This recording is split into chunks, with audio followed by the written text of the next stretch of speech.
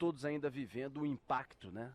Se fala muito ainda disso e se falará ainda pelos próximos dias da operação que foi realizada ontem pela Polícia Federal com a prisão dos irmãos Brazão e com a grande, assim, notícia mais bombástica, com a prisão do ex-chefe da Polícia Civil, Rivaldo Barbosa, né? Eu confesso para vocês, abrindo aqui o programa, que eu tenho um misto de sentimentos. Um sentimento, por um lado, de alívio, né? Um sentimento, por um lado, ali de um senso de justiça, de uma comemoração, depois de 6 anos de chegarmos aí a praticamente, ainda algumas coisas a se colocar de pé, mas praticamente sobre este caso ali a um desfecho com relação a mandantes, a envolvidos, ao que seria, né, ao que seria a motivação. Mas, por outro lado, sentimento também de muita preocupação, de muita angústia, às vezes de tristeza, beirando o desespero ao ponto que nós chegamos. Essa investigação, tudo que é desnudado nessa investigação, fala muito sobre o que vivemos e estamos vivendo. Mas veja, não surpreende para quem acompanha o Rio de Janeiro nessas últimas décadas lidando com notícia. Não surpreende. Gente, tivemos das últimas 2, 3 décadas praticamente todos os governadores presos. Aliás, os que não estão presos estão sendo investigados por crimes de corrupção e às vezes coisa pior. Já tivemos delegados da Polícia Civil e também da Polícia, por exemplo, Federal presos, comandantes de batalhões, já tivemos batalhões inteiros praticamente presos. Vocês não lembram de Caxias? Vocês não lembram de São Gonçalo? Você não lembra do caso da Patrícia Scioli, assassinada com envolvimento do comandante do quartel de São Gonçalo, executada chegando em casa? Já tivemos secretários de Estado presos. Lembre-se agora, recentemente, secretária de Saúde, Edmar Santos, fez delação com milhões do bolso, Sérgio Cortes e tantos outros. Deputados estaduais, por falar em deputados, com os brasões aí, deputados, quantos? Presos, hoje muitos soltos, bandidos, Pisciani, Paulo Melo, Albertassi, vereadores, inclusive muitos ligados com milícia, conselheiros do Tribunal de Contas do Estado, que são indicados pela LERJ, Vídeo Brazão, que estava lá ainda recebendo no Tribunal de Contas, foi preso lá atrás, solto, não sei o que, voltou para a função. Como que voltou para a função? Judiciário, já tivemos também. Esse é mais protegido, porque mexem menos com o judiciário, mas tem braço no judiciário. Todas as quadrilhas grandes têm. Ministério Público, já tivemos um procurador-geral de justiça que estava no bolso do Sérgio Cabral, com o pincha dele. Também temos. Então, quando você vai olhar, não surpreende tanto. Não surpreende. Não é um negócio você falar assim, tudo bem, uma coisa ou outra. O Rivaldo Barbosa, tão próximo da família. Como é que fez, como é que não fez? Já tinha notícia, informação relacionada à vida pregressa dele também. Minha gente, quando você olha para os números, e eu li praticamente as 459 páginas desse inquérito, talvez não tenha lido 30, 40 páginas. Tem um determinado momento que mostra um estudo lá de 2020.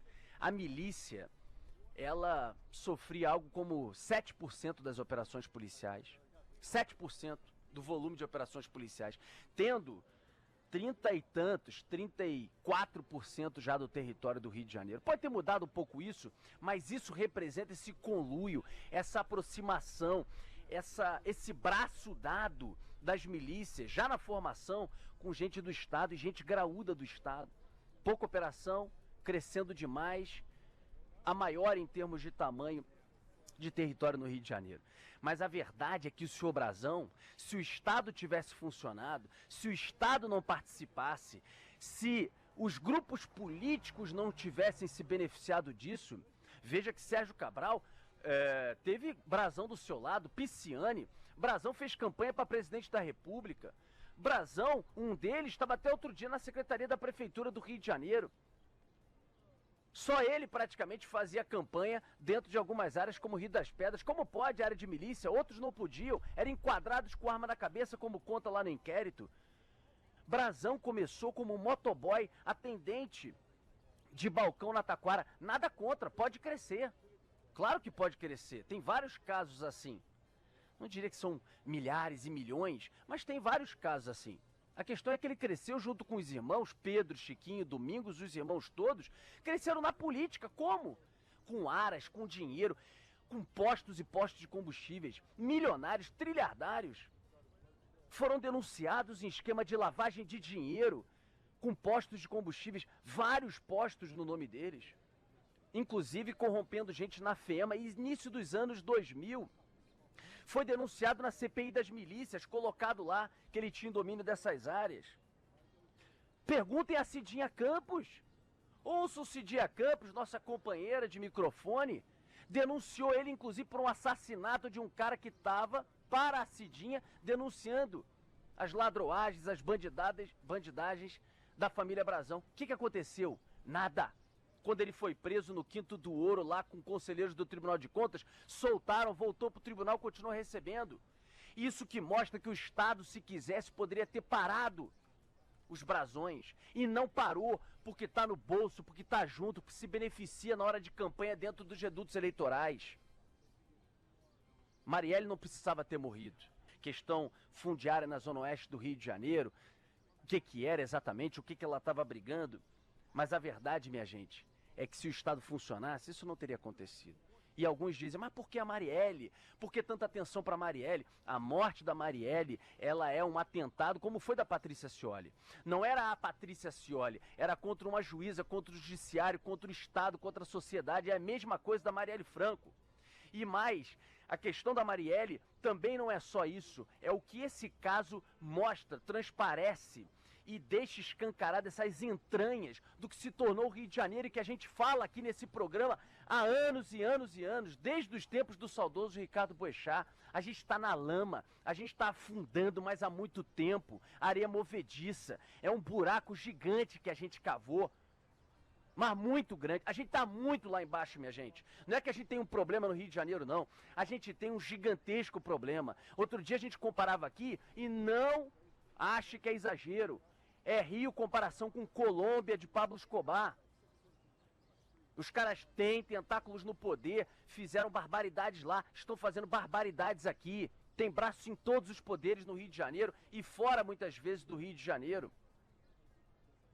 Se o Rio não aproveitar isso que está sendo agora, essa lama, essa nojeira, esse fedor que está subindo e que só mais uma vez escancara tudo que a gente fala aqui sempre, se não aproveitar essa oportunidade para mudar, dar um choque, fazer realmente uma limpa em todos os poderes. E o judiciário precisa participar, inclusive prendendo gente do judiciário também, para poder depois não serem beneficiados e serem soltos por aí na rua. Ou a gente tem uma junção da sociedade como um todo, para de vez a gente aproveitar essa oportunidade e virar esse jogo. Ô, minha gente, é ladeira cada vez abaixo e eu não sei aonde que ela vai chegar, porque eu não sei como mais profundo nós vamos chegar. A gente está no pré-sal na área da violência, da criminalidade, dos desmandos. A gente está no pré-sal aqui no Rio de Janeiro. Difícil achar que dá para aprofundar, mas dá, hein? Mas dá para piorar.